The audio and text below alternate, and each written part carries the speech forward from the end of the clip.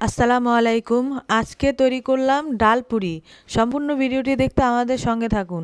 প্রথমে একটি পাত্রে ময়দা দিয়ে দেব, লবণ, তেল দিয়ে ভালোভাবে মাখিয়ে নেব।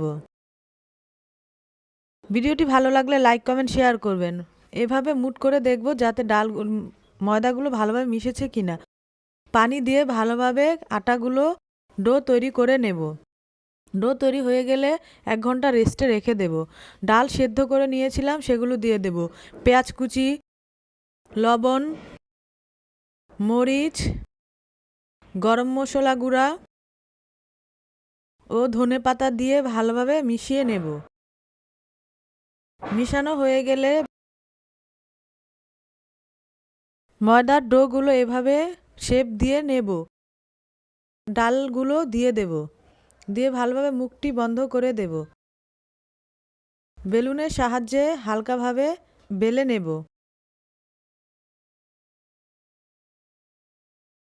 কে কে ডাল পুরি পছন্দ করেন কমেন্ট করে জানাবেন। গরম তেলে পুরিগুলো ভেজে নেব।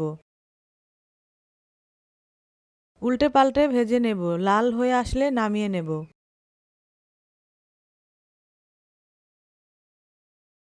হয়ে গেল গরম গরম ডাল পুরি।